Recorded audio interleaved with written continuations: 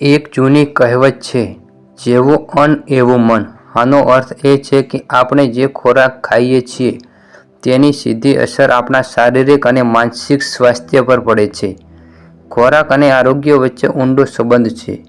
જો આપણે અત્યારે હેલ્ધી ફૂડ ખાઈશું તો પછીથી આપણે સારું અને સ્વસ્થ જીવન જીવી શકીશું. જો આપણે જીવનના મધ્ય ભાગમાં એટલે કે 40 થી 45 વર્ષની ઉંમરે ફળો, શાકભાજી, આખા અનાજ અને અસંતૃપ્ત ચરબીયુક્ત ખોરાક ખાઈએ તો વૃદ્ધાવસ્થામાં આપણા માનસિક, શારીરિક અને જ્ઞાનાત્મક સ્વાસ્થ્ય જળવાઈ રહેવાની શક્યતા વધુ સારી રહેશે. શિકાગોમાં અમેરિકન સોસાયટી ફોર ન્યુટ્રિશનની તાજેતરની કોન્ફરન્સમાં હાર્વર્ડ નર્સોની એક હેલ્થ સ્ટડી અને હેલ્થ પ્રોફેશનલોનો ફોલો-અપ અભ્યાસ રજૂ કરવામાં આવ્યો હતો. 30 વર્ષ સુધી ચાલેલા આ અભ્યાસમાં 1 લાખથી વધુ લોકોને સામેલ કરવામાં આવ્યા હતા. અભ્યાસમાં જાણવા મળ્યું કે જે લોકો 40 વર્ષની ઉંમરે હેલ્ધી ડાયટ ફોલો કરવાનું શરૂ કર્યું હતું તેમાંથી 70 વર્ષની ઉંમરે 84% લોકોનું શારીરિક અને માનસિક સ્વાસ્થ્ય એ લોકો કરતાં સારું હતું જેઓ બિન-આરોગ્યપ્રદ આહારનું પાલન કરતા હતા. તેઓ વધુ તંદુરસ્ત રીતે અને રોગોથી મુક્ત વૃદ્ધાવસ્થા તરફ આગળ વધી રહ્યા હતા. તે તબિયત પાણીમાં આપણે જાણીશું કે આપણો ખોરાક આપણા સ્વાસ્થ્ય પર શું અસર કરે છે. તમે એ પણ જાણી શકશો કે તંદુરસ્ત વૃદ્ધત્વ શું છે, કેવો આહાર આપણને સ્વસ્થ રાખે છે, શું ખાવું અને પીવું આપણા માટે સ્વાસ્થ્યપ્રદ છે. તંદુરસ્ત વૃદ્ધત્વ એટલે શું? વર્લ્ડ હેલ્થ ઓર્ગેનાઇઝેશન મુજબ તંદુરસ્ત વૃદ્ધત્વનો અર્થ એ છે કે વૃદ્ધાવસ્થામાં પણ આપણે શારીરિક અથવા માનસિક રીતે કોઈ અન્ય પર નિર્ભર ન રહેતા હોઈએ. આ સિવાય આપણે આપણા સપના પૂરા કરવા સક્ષમ હોઈએ, પોતાના નિર્ણયો લઈ શકતા હોવા જોઈએ અને સમાજ માટે કંઈક યોગદાન આપી શકવા સક્ષમ હોઈએ. અભ્યાસ મુજબ તંદુરસ્ત વૃદ્ધત્વ એટલે ઓછામાં ઓછા 70 વર્ષની ઉંમર સુધી જીવવું અને સારું જ્ઞાનાત્મક કાર્ય, માનસિક સ્વાસ્થ્ય અને શારીરિક સુખાકારી સારી હોય. કોઈ અંગ નિષ્ફળ ન હોવું જોઈએ અને કેન્સર જેવો કોઈ જીવલેણ રોગ ન હોવો જોઈએ. અભ્યાસમાં જાણવા મળ્યું કે જે લોકોનો આહાર સ્વસ્થ હતો તેમાંથી લગભગ 84% લોકોએ તંદુરસ્ત વૃદ્ધત્વનો અનુભવ કર્યો હતો. કેવા પ્રકારની આહાર યોજના તંદુરસ્ત વૃદ્ધત્વ આપશે?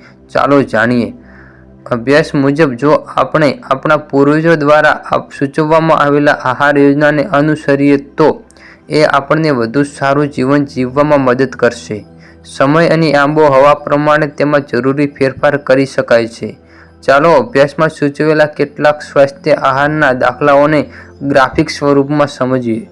વન ડાયટ ટુડેના સંસ્થાપક ડૉ. અનુ અગ્રવાલ કહે છે, હાઇપર ઇન્સ્યુલિનેમિયા ડાયટ એટલે કે આપણે આપણો ખોરાક એવી રીતે તૈયાર કરવો જોઈએ કે તેમાં કાર્બોહાઈડ્રેટ્સ અને સ્ટાર્ચ ન હોય.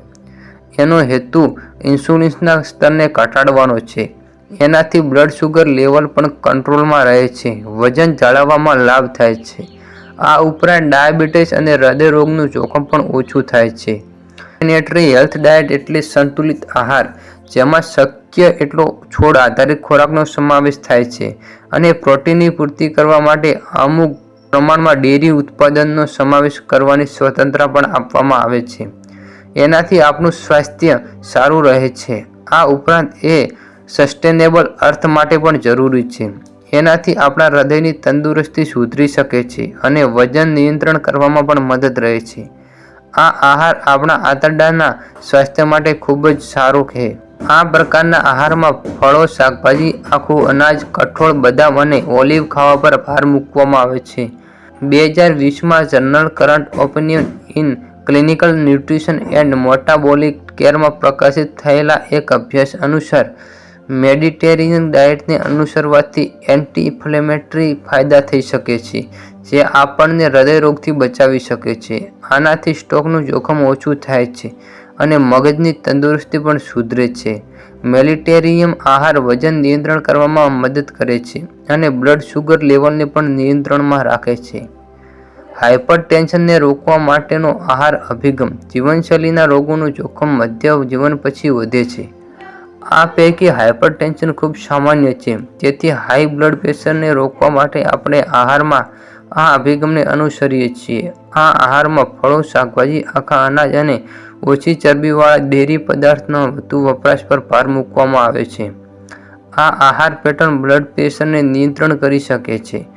નેશનલ લાઇબ્રેરી ઓફ મેડિસિનમાં પ્રકાશિત થયેલા એક અભ્યાસ અનુસાર હાઇપરટેન્શન ઘટાડવાથી હૃદયની તંદુરસ્તી સુધરે છે. આ આહાર કોલેસ્ટ્રોલનું સ્તર ઘટાડવામાં પણ મદદ કરે છે.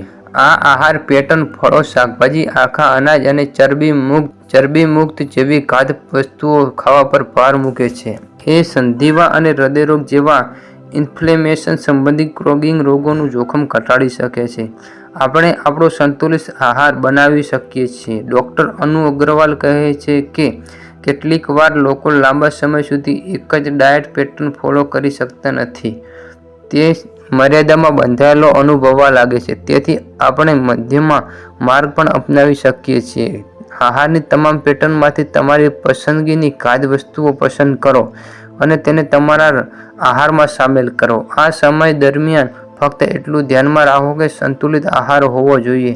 આ માટે 5 પ્રકારના મુદ્દા ચોક્કસપણે અનુસરો. તમારા આહારમાં મોસમી શાકભાજી અને ફળોનો સમાવેશ થવો જોઈએ. આ વિટામિન્સ અને મિનરલ્સના સારા સ્ત્રોત છે. આહારમાં આખા અનાજનો સમાવેશ કરવો જોઈએ. આ જટિલ કાર્બોહાઈડ્રેટ્સ, ફાઇબર અને આવશ્યક પોષક તત્વોનો સ્ત્રોત છે. તમે તમારા આહારમાં કઠોળ, બદામ અને હળવા પ્રોટીનનો સમાવેશ કરી શકો છો. આ સાથે પ્રોટીનની પૂર્તિ થશે અને અસંતૃપ્ત ચરબીની પણ જળવાઈ રહેશે. તમારા આહારમાં બદામ અને બીજનો સમાવેશ કરો જેથી તમને સારા સ્વાસ્થ્ય માટે જરૂરી ચરબી મળી રહે. એ તમારા હૃદયના સ્વાસ્થ્ય માટે જરૂરી છે. આ સિવાય પૂરતું પાણી પીતા રહો, ખાંડયુક્ત પીણાથી દૂર રહો અને પ્રોસેસ્ડ ફૂડનું સેવન ટાળો.